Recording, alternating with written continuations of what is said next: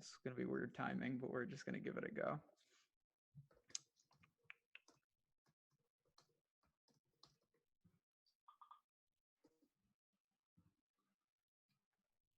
All right.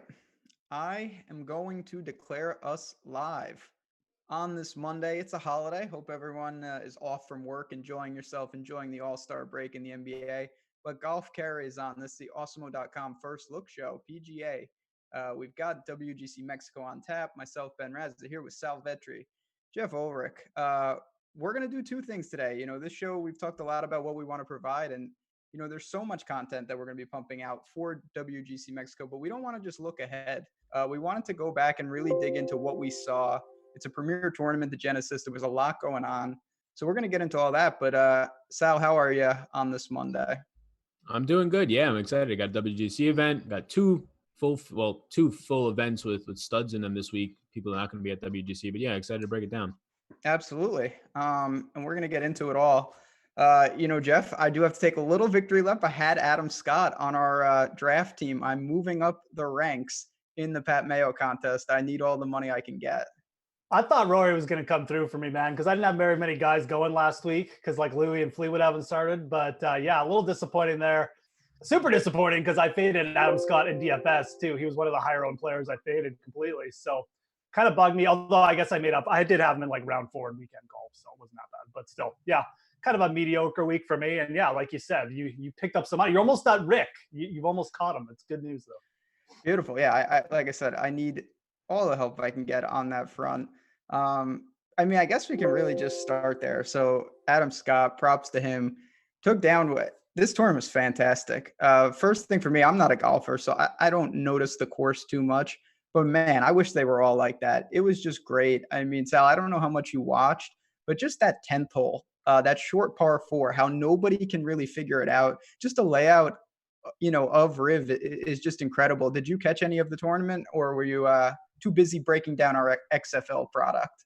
I caught the tournament, definitely the weekend stuff too, as much as I could at least. But yeah, the 10th hole was something that we talked about last week, is sort of a unique spot here that Riviera is known for. But yeah, I thought also the pin placements, they kept coming out, and it's been one of the better things that just being on Twitter, being able to see the pin placements every single morning. And I was in the past for 2 years a college of turf science major. So just kind of knowing how that's going to affect things, and the places that they were placing these pins compared to where your tees are, you just knew it was going to be difficult. And that's exactly what happened on Sunday.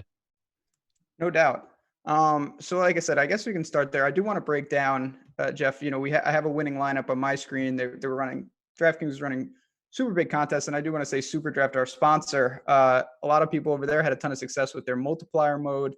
I tell everyone every week, if you haven't checked that out, go and do it. It's a new format. It's exciting. You can use that promo code Awesemo. You get $23 on your first deposit of $100 and more. But looking at DraftKings huge tournament, it was really, I didn't think it was that crazy. It was kind of a balanced build.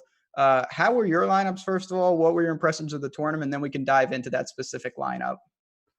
Yeah, my lineups were, they were okay, other than the fact that I basically went 100% Tiger Woods, which didn't, it didn't turn out that bad because there was a lot of big names that did miss the cut. Like Bubba was pretty chalky, missed the cut. But when he started to fade, it was like, obviously I wasn't going to win anything. So that was a big call by me. It didn't work out really, but it wasn't like a disaster.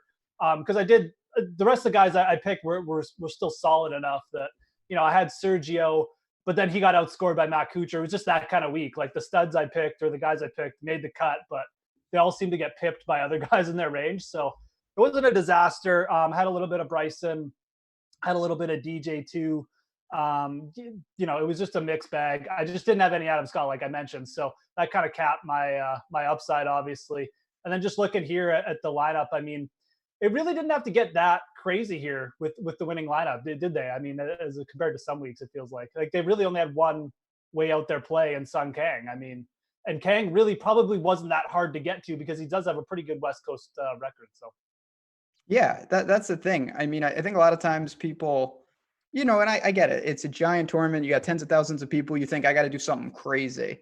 You can get reasonable golfers at low percentages. So KD's Dog Bones. Yeah, KD's Dog Bones. That's the name of this guy. The cool 200K. So we had Patrick Cantlay, Bryson, DJ, Sun Kang at 1.8%. That was the big leverage.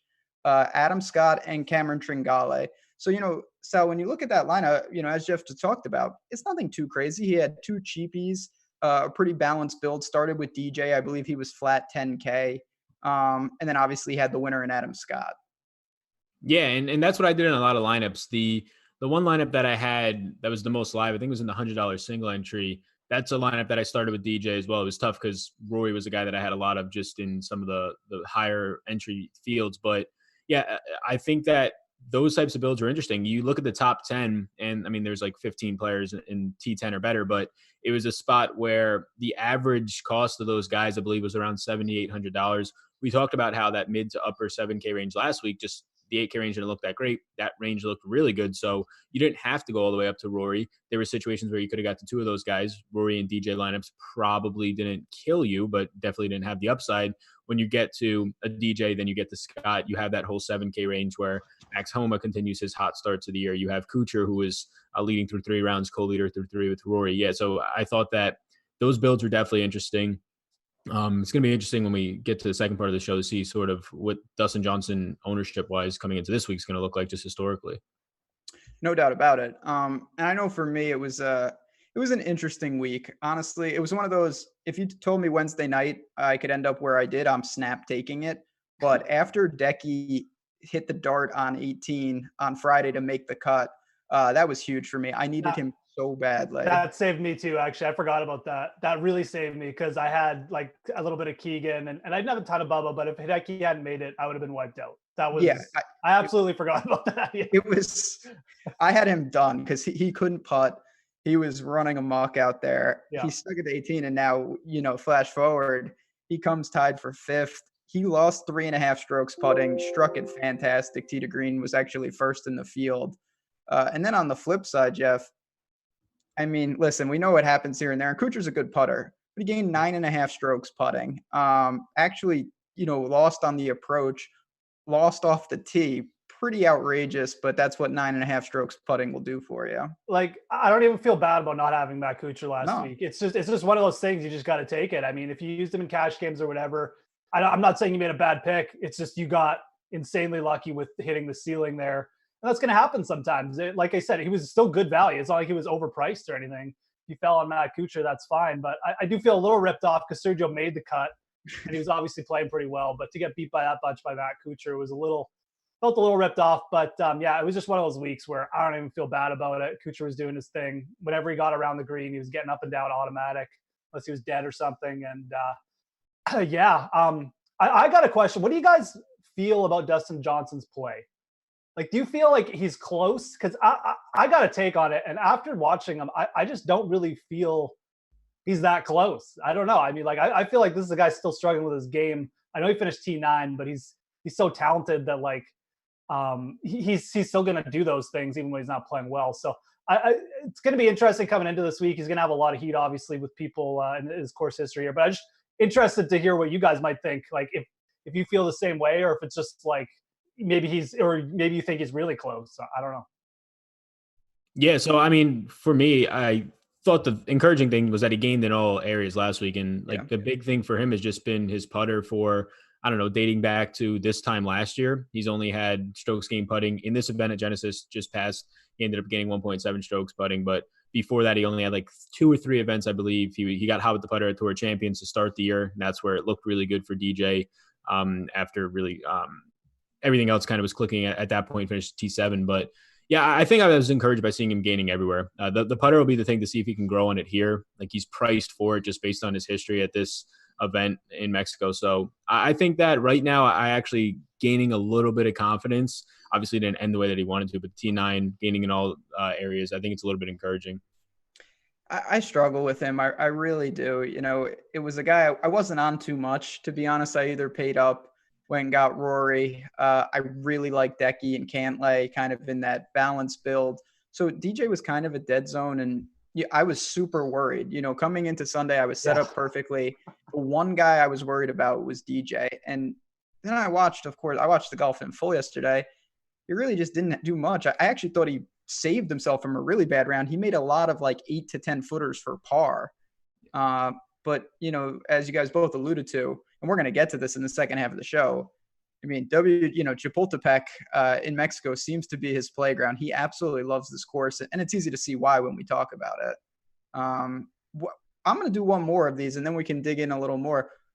Sal, what did you make of Bryson? Because he really helped me. Another guy who lost strokes putting, not a ton, but he was fantastic tee to green. I thought he had a slight window to get there at the end there if he could have posted -9. Was that someone that you kind of see maybe starting to trend upward for what could be a big year? Yeah, and this is somebody that, like, just looking back at last week, I ended up going with Kuchar and Casey in that range over him, and I didn't get much of Bryson. But yeah, lost in the putter, but I think it was his fourth best performance as a professional, just tee to green. That was great to see. We haven't really seen much of him playing some overseas this year. So yeah, I guess there was really nothing negative to see compared to his average of what he's been doing, just strokes gained total, tee to green. One of the better performances we've seen from him in probably the last year. Yeah, I mean, it's a guy that I tend to buy on him. I think people don't like him for the large part. He's really striking it off the tee, and he was really helpful. And then on the flip side, Jeff, you already mentioned Bubba briefly. That was bad. He missed the cut. That really helped me. I was not on him. What did you make, of the guys who kind of missed the cut? There's him. Sungjae Im finally missed the cut. Neiman came up short. Was there anything that stood out in terms of those guys, or was it more about who was playing the weekend? I mean, yeah, it's always a little bit interesting. Bubba misses the cut at Riviera. I don't think it's necessarily the worst sign. I mean, I think he was coming in with a little more expectations this year. So it's still Bubba, right? Like, he's still a volatile player, a guy who will go from lights out to like nothing pretty quickly. I'm a little bit interested in him this week. I think it's probably going to be a good buying opportunity. He's done well off the tee in Mexico. I'm not too worried just because I know how well he was playing tee to green before Riviera. And look, it's a tricky event. I mean, if you watched any of the golfer you followed on Shot Tracker, everyone was struggling with the putter. So I don't know. I'm not going to give, too many, minus points to Bubba just because he struggled with his putter. I mean, I could have easily been flipped. He could have done what Hideki did, right? And finished at like -9, and Hideki could have missed the cut. So I'm not necessarily out on Bubba for the near future, especially this week, like I said. Yeah, it is interesting you mentioned Bryson because he was frustrating to follow. He seems so close to getting there. His approaches still seem a little bit off, but definitely a guy you want to keep an eye on soon. So just to sum up, I've never seen more putts inside 5 feet missed. Insane. I don't know what they do, but it was madness. I mean, Tiger lost 8 strokes putting last week. You never see that. Duffner lost 9, which is honestly pretty good for him. That's a typical Duffner event. But I do want to talk about one guy, and we don't need to spend a ton of time on him. But, this is a guy that people obviously know by now. He's not even in the field this week. Denny McCarthy, I assume it's pretty fair to say that he's the best putter in the world at this point. He gained over 10 strokes putting, and I say that almost once again because every week he's doing this, Sal. Yeah, I mean, if you pull back just McCarthy for his last 20 rounds, he's gaining close to like 4 strokes putting on his events per round. It's insane what he's doing right now. 10.9. Holy cow. Yeah, he's been fantastic. I think it's 11 out of his last 12 gained strokes with the putter. He ranks as a top 5 putter. And like you said, he might be number 1 based on after last week's data updates. But yeah, he's been fantastic. He's always a guy that, yeah, when you're looking for the shorter courses, especially when he's in the 6 or 7K range, he looks fine because of what he can do. It's crazy that he can hit a ceiling putting, probably trying to rank this, his best putting performance data-wise since the beginning of 2018. And he still finishes T37. Just terrible off the tee. Yeah, he lost over 6 strokes off the tee. No problem. Just sail into the weekend. I don't know what to make of it. And I mean, I guess there are guys, Spieth stood out when he was really dealing that can just do that consistently, Jeff. But it doesn't compute in my mind. And I think most people that are pretty data oriented, those guys kind of just break the system to an extent. Yeah, for sure. And they'll break your mind too when you're trying to like figure out golf for DFS. It's one of those things too. I feel like everyone else putted poorly, so maybe his strokes gained number just like got popped by that because all the good players were putting so poorly. But it's still pretty insane. I mean, we've seen Patrick Rodgers do some pretty similar things over the last couple months. He's a really good putter, but yeah, McCarthy's basically done it for over a year now, like consistently. It's just who he is as a player. I mean, probably go cold some point, but this is definitely like running into historic stretches for a guy gaining putts consistently like over a year. So I don't know. I don't really know what to make of him. Not really a guy I pay much attention to most weeks, unless the field is weaker. But even then, he seems to get priced up in the weaker fields now because he always makes the cut, right? So I don't even know when a good time to play Danny McCarthy would be.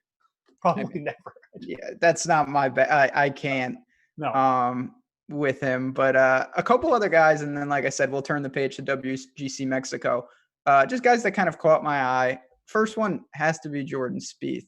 A lot of people were, I think, interested, Sal. He was coming off a really good approach week at Pebble. He was right next to Justin Rose, who people were interested in, and he was kind of presented that one-off pivot. It got pretty ugly on Sunday. He did make the cut. Anything to really move the needle for me was pretty blah all around with Spieth. Yeah, not much really standing out. I mean, the approach game was the big letdown. I think he started off on Sunday with the eagle on just the most eagle-friendly hole on one, but then the rest of it, the game just fell apart. He had a couple of double bogeys, pretty much finished the back nine with 3 or 4 bogeys in the double. So it was just a bad finish for him. I think the approach game is something that stood out as not being great, especially on Sunday. He was nowhere near in terms of like in a position to close or anything like that. But I think that's just my biggest concern moving forward every single week with the guy, and more so the outright betting markets, not DFS when salary actually matters and you don't have to win. But it's just when he's in that position, we saw it last year. Can he actually close going into a Saturday or Sunday? And the mental state there is just, for me, I have no confidence in that at all. Yeah, it's tricky right now. Anyone else, Jeff? I'll open it up. The floor kind of yours with Genesis that you notice that you want to touch upon before we dive into this non-cut. No one really massively that I want to talk about. I mean, Spieth was a guy I was obviously big on. Look, he made the cut, so that's good. But, at the same time, there was no upside there. He didn't even go on a run for us, really, where he got the birdie streak or anything. So definitely has me down on him going up a little bit forward. We'll see if he gets another, big week going forward and gets us interested again. But I'm not going to keep buying in here. We went for it 1 week. I'm fine with that. Tried to buy before everyone else got in or whatever. I'm fine going off him for the next little bit. I'm like I said on the last show, I'm not really a Spieth guy, so it sucked I had to talk about him so much the first show, but you probably won't hear much from me going forward. Sergio is interesting. He played really solid tee to green. He couldn't get it going with the putter either, but coming into a week where he's got a good course history, I think he's definitely someone you'll probably want to keep an eye on this week. And just to look back, not that it translates perfectly, but so the guys, and there wasn't a ton of surprise, and we, of course, behind the paywall over at Awesemo, we have ownership projections. They're incredibly important when you talk about golf. It wasn't a huge shock to me, Sal, to see Colin Morikawa was really popular. Xander was massively popular in higher stakes. Both of them crept towards 40% plus. Both made the cut. Little dicey, didn't really get much going. And now we look, towards another tournament with a lot of big names. Do you really look at ownership in terms of week to week, or does it carry over? I know they're different fields, of course, but was there any surprise in what you saw in the ownership at Genesis? Yeah, I guess the ownership for, you mentioned him, Xander wasn't somebody that I was expecting. And a lot of the higher stake stuff, he was the highest owned golfer. And yep. I wasn't completely far off with it. I think he was in about a third of the field's lineups, and a lot of those a little bit higher in some, 40%. I saw him in one spot, but he was somebody that I had at most in some contests at around 20% of just not getting to him as much in that range. So it's probably Xander in that range. I thought that the price points on guys like Bubba, the track record that he's had there, I think they priced him appropriately to kind of counteract some of the ownership that would have come in on him. But I have a couple contests up here, and Xander in this one was the highest on guy.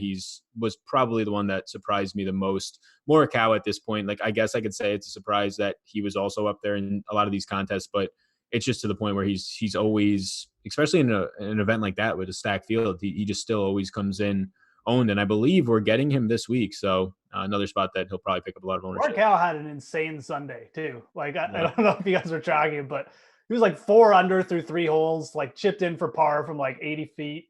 And then he went on a bogey streak. It was, he ended up being a good play for DFS just because all the birdies and eagles he made. But yeah, I was really surprised at Xander too. I mean, that's kind of what made me pivot off Xander to Hideki later in the week because I saw through the projections that he was going to be higher owned. So, but again, you alluded to it, Ben. I mean, ownership projections are important. I mean, huge. I just Morikawa. I faded him. I used him in cash, kind of to hedge it a bit. He got in a little. He ultimately made the cut pretty easily. I know you just said this, but I'm about to say it again. His Sunday was out of control. He went at one point. He had 2 straight birdies. He eagled the hole. He's in the native area. Then he hits it to the native area again, and I'm just like, "Oh, beautiful." He's about to blow up. He chipped in for par. Then he made an 8 on a par 5 when he was putting the ball off the green. It felt like he was missing shorties. That course, again, that just epitomizes it all. It was out of control. If you played Morikawa and Kuchar last week, like, go buy a lottery ticket. And again, I'm not saying they're bad choices or anything. It's just you ran really good with the scoring. That's all I'm saying. That's it. Yeah, and that's what courses like that will get you. But listen, I think for me, I absolutely love golf like that. I don't like when, there's streaks everywhere. You got to worry about the under 70 bonus for 5 guys. We're going to get a little more of that, and let's get into it. So we have WGC Mexico on tap here, Sal. It's a non-cut. It's a short field. I guess the first thing is, I assume for you, you kind of change up how you break this down, considering it's not what we saw last week in terms of format. Yeah, I mean, it's just you put a lot more emphasis on just the non-cut event and around 70 in the field, just trying to go for people who are going to be in a position to score. And guys, so you start to weight a little bit more, just the par 4, the par 5 scorings, the birdie or better averages, opportunity gained if you're looking at sites like Fantasy National. So those are spots that I'll weight a little bit more, since you don't need to just worry about some of the cheaper guys making the cut. Do they actually have upside? If you're going to be playing anybody this week and you're getting a full 4 rounds out of them, you want them to actually have upside no matter the price point they're at, because they have to still be beating out the other guys in the 6K range if you're going there to play. Yeah, I mean, Jeff, we can talk about Chapultepec. We've seen this course, I think, 3 years now, but what do you change up, your DFS process for a non-cut? Do you be a little more aggressive knowing you get 72 holes out of everyone, or do you still try to pick, obviously, what is the most optimal teams out there? Yeah, I mean, I usually try and mix it up. I mean, GPPs, I'll always put together a few more crazy ones, take some shots. But the thing is, when you're going down, you have to be careful, because you can fall in love with some of these lower tier players. And the thing is, they're just really not very good. Like, you need to even if they don't finish inside the top 20, you need at least a player who is going to be battling out there and making birdies somehow. And it's not exactly an easy process to target who it is. So, I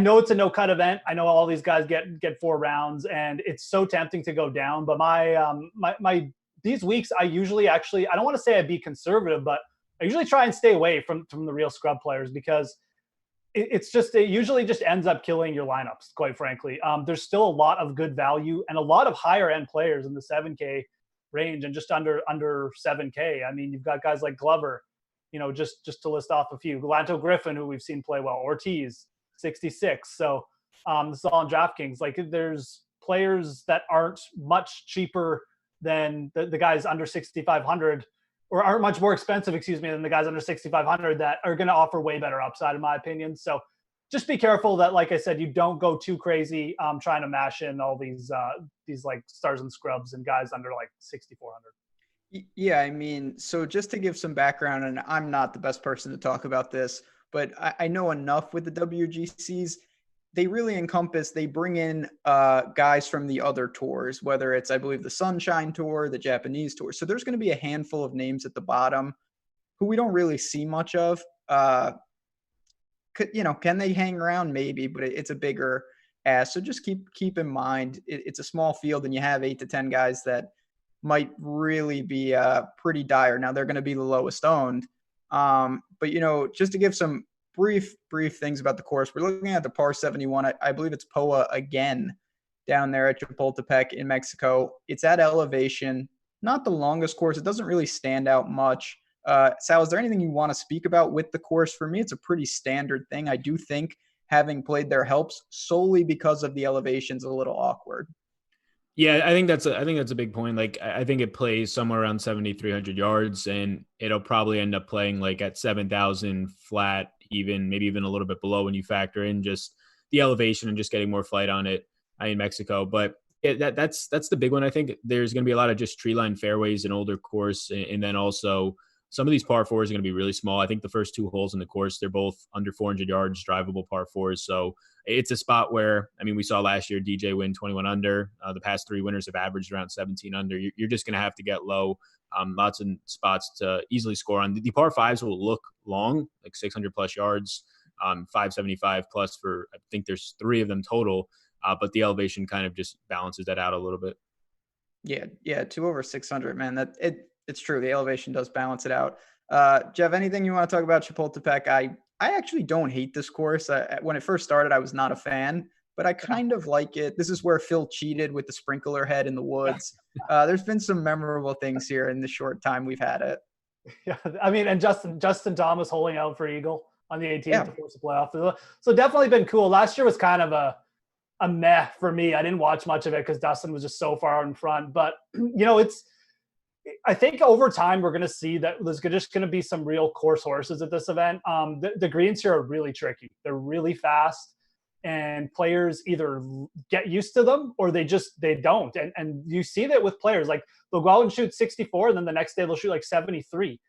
They're just hard to figure. And Dustin obviously has been able to figure it out. I think a lot of it has to do with he's just so consistent tee to green. He just puts him in spots where he doesn't necessarily have to go crazy around the greens and stuff. And he's a good putter. So I think that's been part of his success. Like I said, I'm a little inclined to think that he might not be able to replicate some of that success this year, because I'm not sure if his tee to green game is quite where it is the last couple of years, but it's still early in the week. We can talk about that. But it as a course, it's got the altitude, it's got tricky greens, it's got fast POA greens, it's got thick rough and spots, and some really skinny tee shots too. So there's all these factors. Like I said, I want guys who have played here a couple times, especially when I'm betting outrights or paying up for guys, because I really feel like course experience here is actually a pretty big factor. Yeah, it does. It takes something to get used to. And of course, with WGCs, there's a ton of money up for grabs. So most of the big names do make it, make the trip. So looking at what we have, it is kind of nice. It's coming off of Genesis. We saw basically all these guys last week. So, we'll look at the pricing now. We've got Rory, DJ, JT, and Rahm. Basically what we saw last week, just no Tiger. He's going to relax. Didn't seem to really have it. Didn't want to make the trip. Sal, we've talked a lot about DJ already in the show. When we were mentioning Genesis. Is he the favorite here just because of his course history? Is it still Rory? What do you make of this first range? Yeah, I think so. Like, outright betting market, they're pretty much, depending on where you look, co-favorites. I have Rory at 5-1, DJ at 6-1 right now. If I'm to bet one of those really short numbers, it's going to be Rory. Last week in a field almost double the size, you had Rory at like 7-1. Now you're going to get it a ton shrunky. Like you said, there's probably like 8 to 10 guys he's really going to be competing with here come Sunday if he's in the mix like this past week. So Rory would be the guy that if I'm betting a short number, I'd go to. But the price point on DJs is the thing that's concerning. Like, if you got the $10,000 number, which you're not going to get from last week, this week, because of the course history, it looks fantastic. But now he's priced up to 11,000. I mentioned earlier that I'm feeling better about him, but it's not like the concerns are completely gone. There's still issues in multiple spots. The big one is just with the putter and the all-around game right now from that. So if I'm paying up right now, it's going to be Rory again. It's just so hard to want to get away from him. DJ did win here last year by a decent margin. Rory's the one who finished second. So I'm probably, if paying all the way up, gonna end up choosing Rory over DJ. Yeah, I mean, I can't speak to the Jeff. I mean, what am I going to say? I'm Rory. I'll say this. It felt like Rory blew it. It felt like he played bad. He came in 5th last week, and it was a disaster. He's there every single week. Always going to be Team Rory for me. What do you do? To me, Jeff, I want to ask you specifically about JT. We didn't talk about him with the miscuts. He was awful last week. Do you think there'll be a recency bias there? Because I have no problem jumping right back on who was obviously the worst last week. Yeah, I mean, I kind of made myself known that I don't necessarily trust Dustin Johnson here to replicate what he's done at the start of the show. And, we talk about him struggling with his putter over his last few events. I mean, he absolutely dominated with his putter at this event last year. So if you're expecting a similar type of performance from DJ, you're going to need a 180, with his putter. I don't really want to pay 11,000 to rely on that, quite frankly. I think Rory is far closer. like you said, I mean, he's runner up here in T7 in 2 appearances. And really, realistically, when he finished T7, he wasn't even playing that well back in 2017. So I don't think the course is any big deal here. He's 11-5. We did see, like, Rory pretty much might have to win to be in the winning lineup, because we did see last week. I mean, he finished T5, he wasn't in the winning lineup, right? So that is something to think about. I think Justin Thomas is going to be a good tournament pivot. I think a lot of people just take the discount on Rahm, and I think Justin Thomas, for as much as there can be a dead zone between 4 players, he's probably going to be the lowest zone between these 4. So definitely in on Justin Thomas. I'll have at least a little bit of Rory exposure, because I do feel like we're revving up for a Rory week, whether it comes now or like the Honda or whatever event he plays next. It just reminds me so much of last year heading into the Players, where he was close. People were like, oh, he choked away a couple events, and then he just won the Players. And it feels very similar to me coming into this week. So I agree with Saul. If I was betting one player at the top, it'd 100% be Rory this week. And yeah, I want exposure to him over DJ. Yeah, I mean, I think people don't understand. It feels like Rory blows a lot of Sundays because he's always there. Because he's always there. Like, it's like Jack Nicklaus. He led the whatever. He's got the record for second place finishes because he's always in contention. Yeah, let's not get crazy, people. No respect out there. I do want to say real quick before we move down. I know it's All-Star break. Hopefully we got some new viewers from that. Hope everyone's been enjoying. You got NHL with the team here that does a great job. But we have a promo code. It's BREAK for the All-Star break. 8 days of Awesemo Plus, all access for only $15. So we hope you guys sign up. Come check out the other sports, because there's a ton going on. I know Sal's been doing a ridiculous job with XFL. People have been loving it. We've got a lot of packages, so go check that out. But as we work down, I think we're with JT. Decky got the bump, and I know he played very well. Like I said, he missed. It's amazing where he would be priced if he just didn't birdie the 36th hole and missed the cut. But he is 10K now, Sal. I mean, I've been on Decky. He just couldn't putt. He was first tee to green. I think the win is coming. He has not won in a while. Since he almost had that major back at the PGA, and then he went in the water, and I believe JT won that one. He has not won. It's been a serious drought for Decky. Is he a little overpriced for you, or do you not mind maybe starting lineups with him here?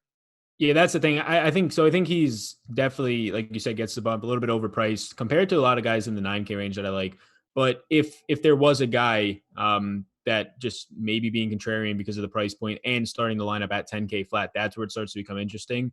To start a lineup with him, probably don't have him in a spot where I'm going to be playing Rory and Hideki. But yeah, I think the thing that does stand out that's at least encouraging is at least approach play has been. So you get tee to green everywhere, usually just something that you want to be tracking. Approach play here has been something that's, at least for the 3 years that they've been playing here, is something that stands out. Hideki, the last 2 events here, has been very good on approach. Historically, especially his last 20 rounds, has been a strong approach player. So if I'm starting a lineup with Hideki, that's the spot that I like using him the most. But other than that, he's probably not a guy I'll prioritize. I think that range is just so closely priced above him that if I'm not finding a guy there, I might just jump down. And now we've got, God, it's no coincidence that I enjoyed Genesis. It's probably because Webb wasn't there. He is my kryptonite. I never even attempt to get him right.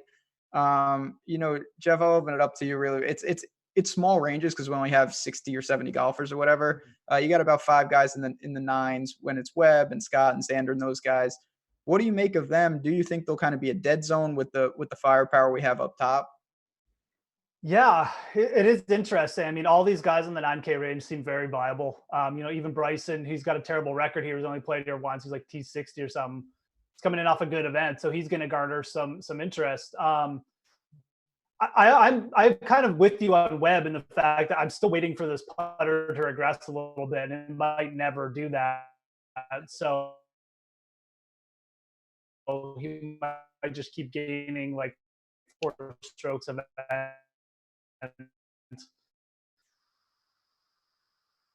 It really takes one guy from the top range and then go with Hideki next, because his approach is, like Saul alluded to, are so solid right now. The thing that worries me with it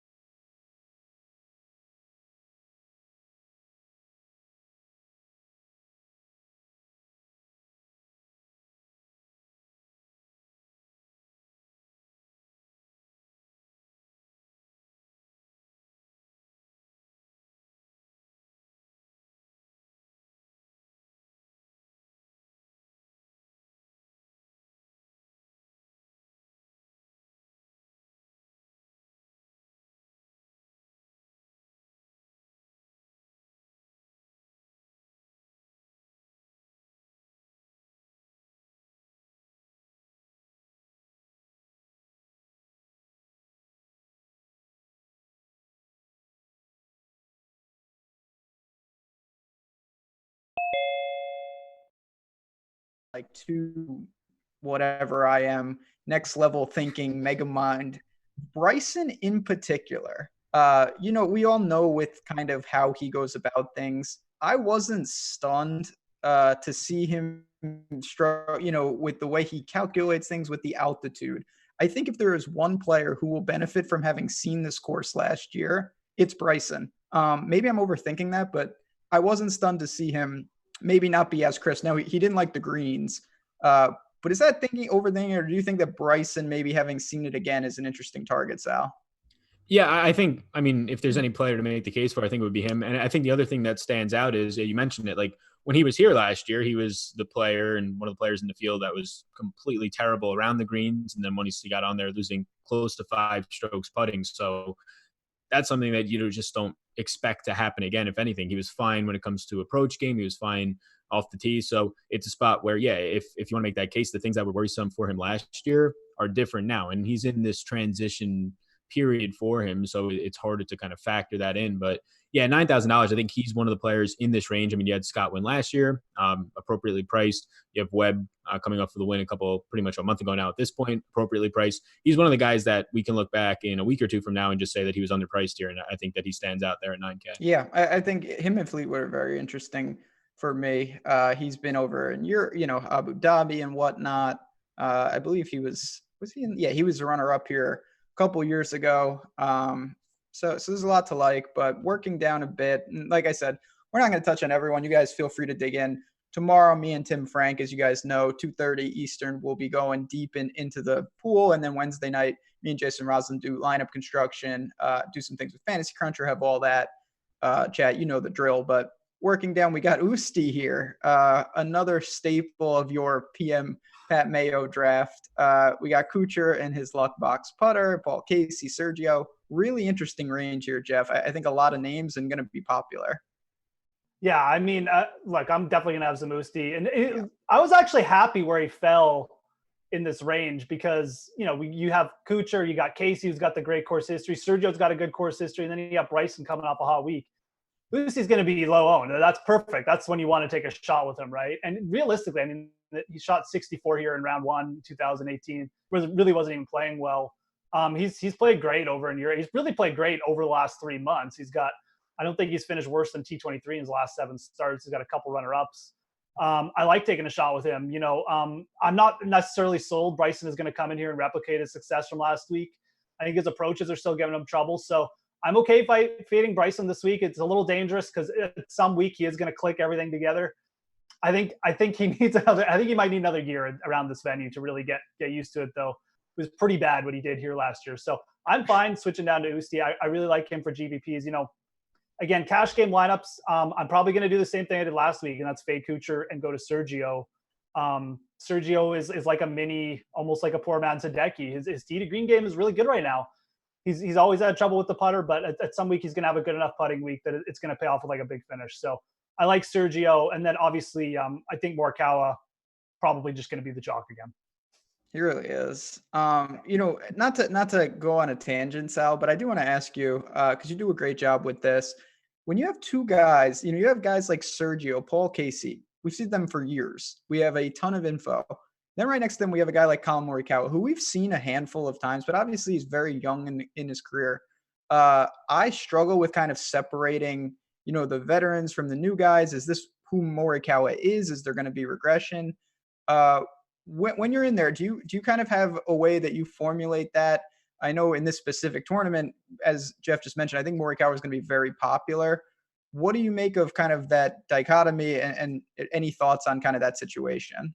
Yeah, I think this is like the most unique example of that because of just how owned Morikawa has been all year long and where he's being priced at this point, and probably deservingly so. But I think it's just a factor of ownership at that point. So like when everybody's following Morikawa, when he's this highly owned and appropriately priced by all accounts, it just makes him a worse play ownership wise. So a projected owner is going to have him up there higher.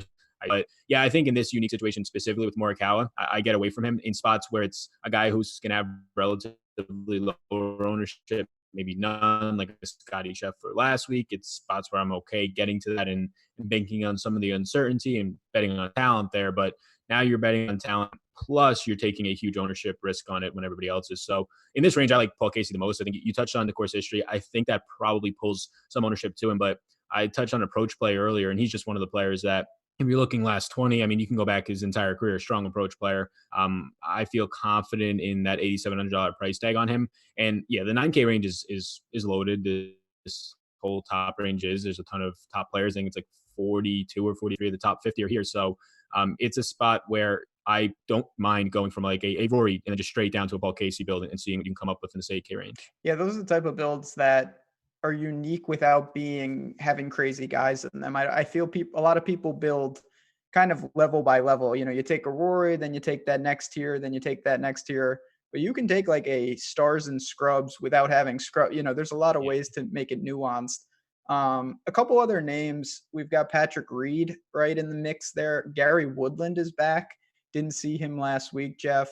And then Bubba, who you talked about. For me, the upper eights is far superior with Sergio, with Casey, even with Morikawa. But is there a target like Leishman, or is that kind of a dead? Or even Spieth is down there as well.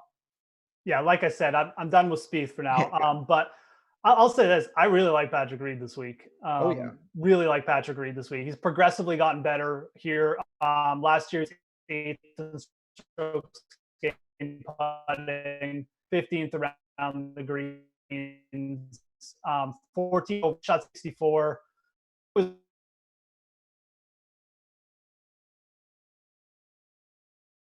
down for Rory, but he was top 5 into Sunday last year, and he just had a bad.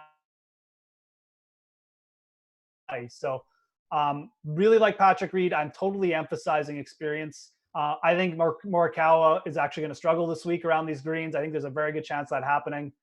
So, like I said, in that range, Sergio, Reed, and maybe even Bubba. But Reed, for me, is the top of this low 8K range. Mark Leishman has been playing good golf. So I'd have no problem going back to him here. He did struggle here last year, but I don't know. Yeah, it's a little bit concerning, I guess, to say that, because he did struggle around these greens, and I want to emphasize guys who've done well here. But you know, you can't overlook his ball strike, especially his iron play, especially in a course where you're emphasizing iron. So Bubba's interesting because he's done pretty well here. I think Leishman with his recent form, I'm not sure how I'd rank those two, Bubba and Leishman, but Reed is the top of this range for me. And like you said, I'm not interested in going super heavy on anyone else, but you know, there's definitely some GPP plays, like, you know, Fitzpatrick, I think has some interest too. Fitzy. But Fitzy's got to win at altitude. He's won the Omega Masters, so that's a tip in his cap, I guess you could say. But yeah, I mean, that's a guy that, listen, we're starting to see more of him over here. And that's another thing that, Sal, I wanted to ask you about. And I guess we can do it with Fitzy is, you know, WGCs present an opportunity. We get top end Euro talent, then we get some creative players at the bottom. But that's a guy that he has some experience in WGCs and in majors. We see these guys. I know last year, like Matt Wallace really came on strong in some of these type of events. Are you willing to go for a guy that maybe we don't have as much data in terms of strokes gained on, or do you stick more to the, you know, the everyday PGA Tour players? Yeah, I tend to find myself sticking more towards the PGA Tour players, so we have just more of that data and we know more about them, but you'll get the ownership discount on them. Fitzpatrick is usually a guy that I end up getting more than, so he's sort of unique in that sense that he's probably the one who breaks the rule for me the most. So yeah, I think his approach play specifically has been really good as of late. Another player that's, and would get to him, another player that's interesting to me just because of this course and how it's sort of given him fits in the last 2 years is Gary Woodland. So totally different golfer from 2-3 years ago from when he started playing here. And the last 2 years, he's finished outside the top. He's finished in the bottom 10 in terms of just strokes lost on the approach. Year before that, he was in top 5. So you're getting back to a different type of player at that point. But it's interesting because he still finished T17 here last year, even though he had one of the worst performances you can in his approach play. So that's specific to the course. Now specific to how he's been playing lately. It's been up and down a little bit, hot to start the year. I haven't seen him in a little while now. So I think Woodland at 8,300 is a guy that when I talk about those types of builds with Rory all the way up top, then loading up on 2, maybe 3 guys in the 8K range, he's a guy that I'll probably find myself getting to if at least ownership projections aren't on him. I don't think they will be to an extent. I think there's going to be a recency bias from Genesis, and I think kind of what we're all saying, and I can only speak for myself, but I don't mind. Not that I want my guys to be horrible here, but I want experience. It doesn't have to be good experience. I think any appearance here helps. And obviously, when you have a sample size of 3, people are going to look and they're going to weigh it maybe too heavily. So if I have a guy, I think Patrick Reed's a perfect example. It hasn't been fantastic all the time here, but he's been here enough, and I really think that will eventually pay dividends. The next range, though, is what I was kind of alluding to with Sal, Jeff. You've got some guys like that a lot of people aren't going to know. Victor Perez is here. That's a name that not a household name in my opinion. We have Wiesberger. Ty Hatton came over. And then we have the Bennions, the Connors, Graham McDowell is here. This is where there's a really good blend. How do you prioritize something like that?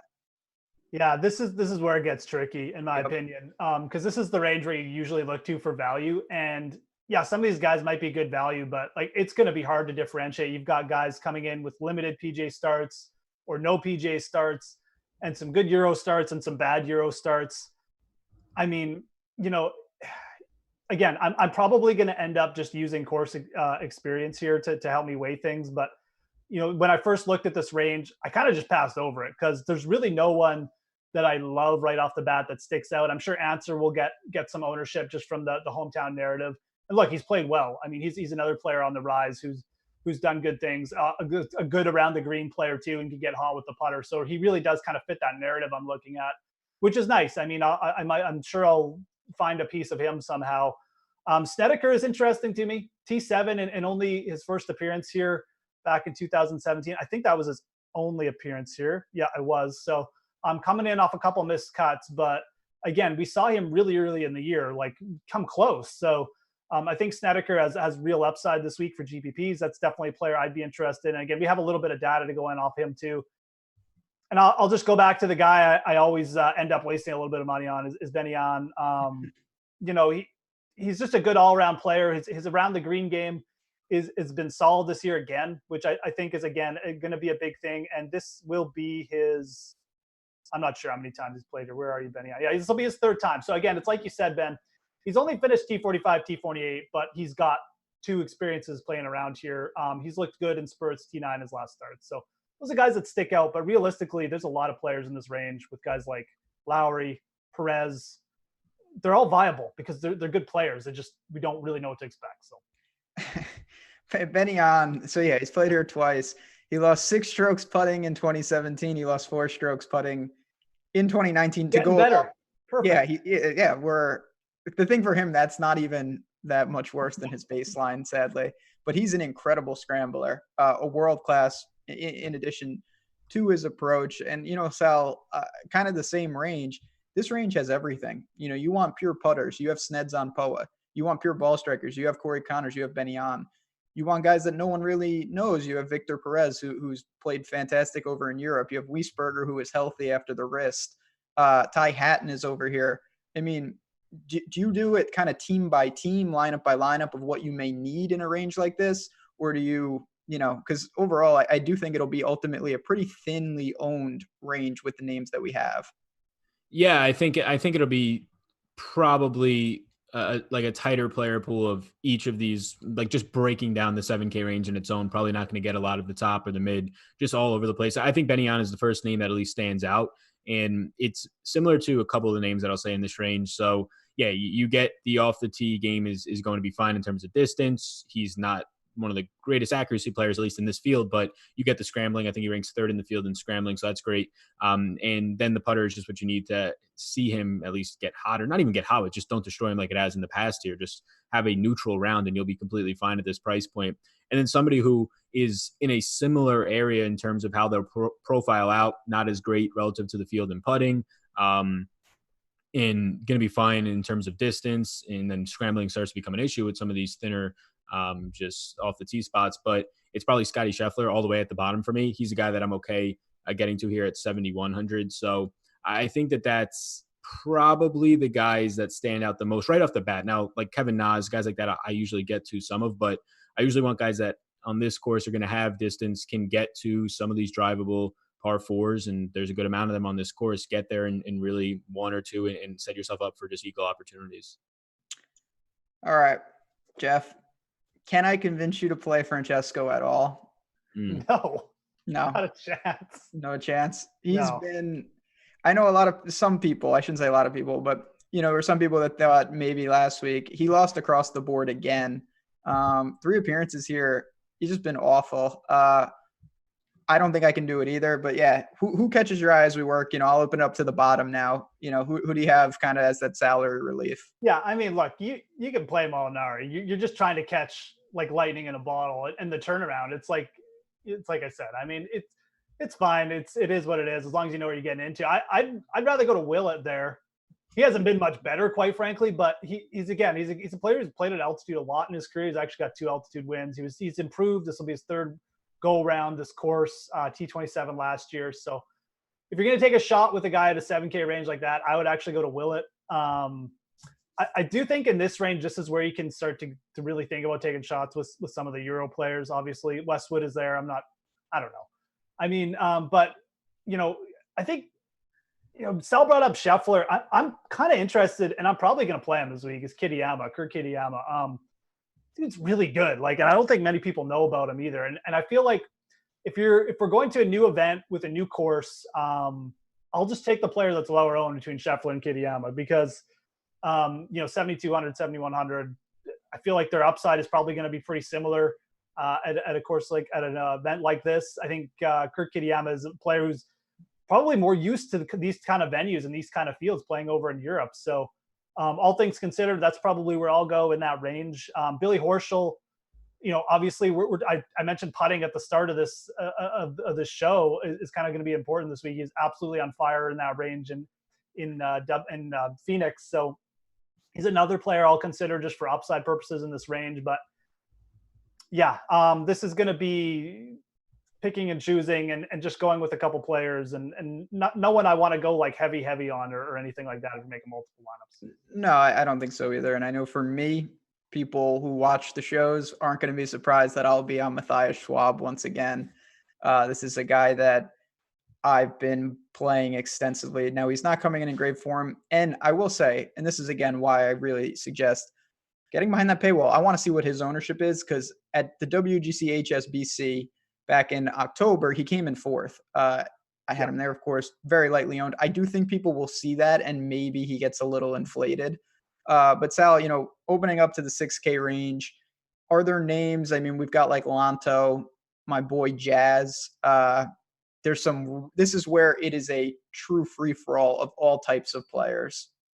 Yeah, it's a true free-for-all because we just have a ton of guys who haven't played here, a ton of guys that we and people just don't know about, especially when you get, like we said earlier, 6,500 and really right below that range, not a lot of names that are usually on tour. So Schwab's the first one that stood out to me as well for the reasons that you indicated. I think the odds on him are actually interesting at 125 to 1. I really don't want to be betting long shots at this type of a venue, but that's one that did stand out. The only concern with Lanto is that he's a guy who's been a little bit up and down this year, hit towards the middle of this year so far, a little bit of a rough patch, but he's usually nowhere near to the same account as Morikawa, but usually a guy who picks up ownership. And in a field like this, where the 6K range, he's, for anybody who's been playing golf this year, a couple events, somebody that they probably notice his name, him and Carlos Ortiz are usually very similar to. I can throw Ortiz into that they're always in the same price range. They always are okay for DK reasons of just making a cut. But now you're in a spot where it's just a no-cut event. So the upside in playing these guys, if they have any ownership, normally if they have ownership is not great, but even now it's even worse because you need birdie or betters. You need just hot rounds everywhere from these guys. So Lanto, Ortiz, they stand out to me as they usually will, to be trying to factor in what you see from ownership at that point. But those are the ones that stand out right off the bat. Getting down a little bit more, the only reason I was like putting together one of these earlier today, like a fantasy national model. And the only reason, something that was interesting, I think it was distance. I'm trying to pull it up now.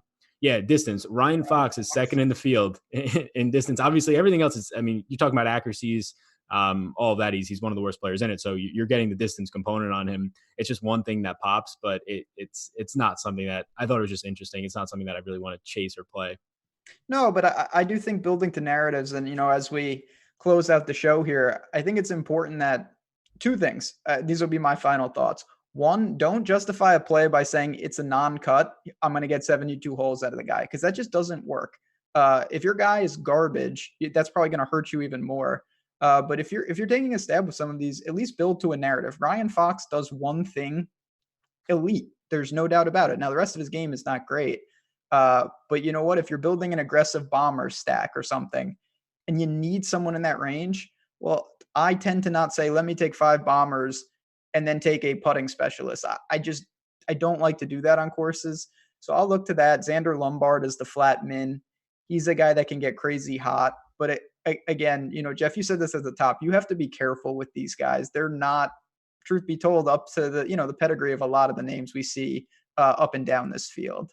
Yeah, I mean, like I said, these guys will kill a lot of lineups this week. Yep. But I think Fox is the guy I would have like picked out just to talk about too, because I mean, it's coming in off a runner up, and this will be his second time playing it. He's pretty quality player. He's come close to a couple big wins just on the Euro Tour, so definitely can pound it off the tee with the best of them.